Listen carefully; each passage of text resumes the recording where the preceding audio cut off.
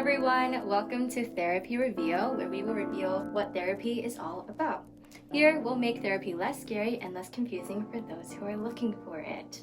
My name is Blue, and I am your host for today's episode. And today, we have here with us Paul, who's the CEO and founder of Moving Forward Psychological Institute. And before we begin, if you guys have any questions regarding mental health, therapy, etc., feel free to comment down below your questions and or experiences if you feel comfortable sharing them with us, and we can discuss more about them in future episodes. So Paul, to start off with the first question for today's episode, what are common questions that you get from the clients that you are currently working with? Well, awesome. It's great to be here. Welcome everyone to Therapy Reveal. Blue and I here have this opportunity to discuss with you some of the general topics, some of the questions that people experience when it comes to therapy or considering therapy. One of the questions that I often hear the most is, what do I say when I go see a therapist? I don't have a problem. So if I'm going to see a therapist, why do I need to go? And so that's one of the most common questions that keeps people from seeking for help. The analogy that I often explain to individuals are, if you have a car and you wait till the car breaks down before you take action to maintain it, change the oil, change the brakes, wash it, clean the inside or the outside, or do you, throughout the time that you drive, right, that you continue to maintain it regularly? Oftentimes, when someone who doesn't know much about cars like myself, when I take a car into an auto shop and ask for it to be serviced, they're going to ask me questions. Sometimes I feel afraid and anxious, like I may not know what to say. I may not know how to describe what's going on with my car. That's not the responsibility of the client. That's more of the responsibility of the professional, the therapist, is to ask the right question so that the client can disclose or can better explain the situation. So just as a mechanic would say, Paul, when you drive your car, what's some of the concern that you have? And I might say, when I drive the car, the brakes, or I hear this metal grinding sound. I don't know what caused it, but I know that's not normal because when I first bought the car, there was no sound. And so from a therapy perspective, I oftentimes ask questions with clients when they first come in and who say, oh, I don't know what's going on, or I don't know what to say.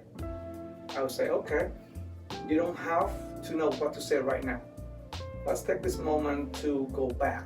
And so forth. I said, do you notice that right now there's something that have changed or is different from the time period where you feel you're more happy, or when you feel like, oh, that's more you? And so sometimes that question will stimulate a conversation. And the client will say, yeah, sometimes I'm not sure why, but I don't have any motivation. It's difficult for me to get up in bed. And when my parents, or even without my parents, it's hard for me to get myself out of bed to go to school, or for the adult, go to work. And some people will say it's hard for me to motivate myself to engage in conversation with my spouse or my family. I just want to be left alone. I don't want to interact with anyone. And then as a therapist, I would say, with that incident or that situation, how do you feel about it? Do you want to continue that way, or do you want things to be different? And then I would go into a series of questions and what we call as exploratory questions. So in therapy, one of the first things that therapists do is, one, they need to be able to build rapport, establish a relationship with the client.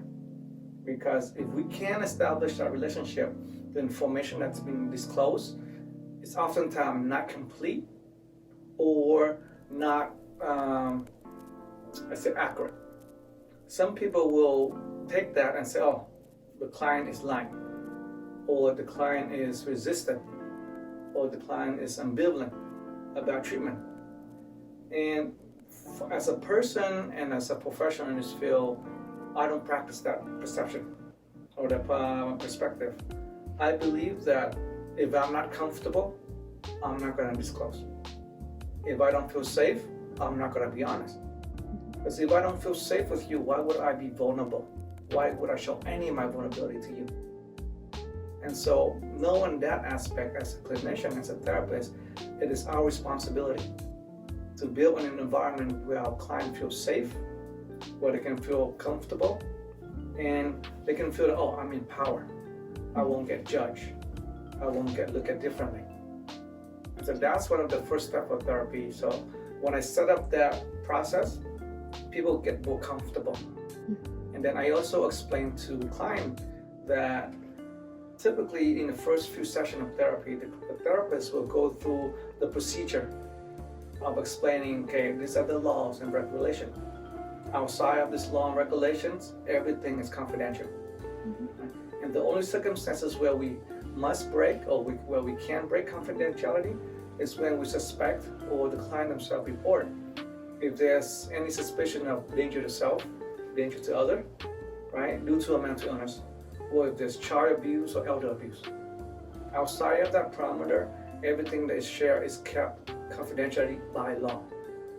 So that's one of the most, anxiety-provoking, especially for our Vietnamese community or our Asian community, where they feel that, oh, whatever I share here is going to be spread down both sides of the avenue by the time I leave the office. And so that's something that I oftentimes explain to our clients, that this is by law. I have to keep it confidential. But even without the law, I will still do this because this is what has been determined through many years and thousands of research. It's necessary to build a safe environment. And so that's, in a nutshell, about the beginning process of therapy. Thank you, Paul. Okay, well, that concludes the session for today's episode. In future episodes, we will also be bringing in guests where Paul will be featured as host. And he's going to be asking them for their experience with mental health.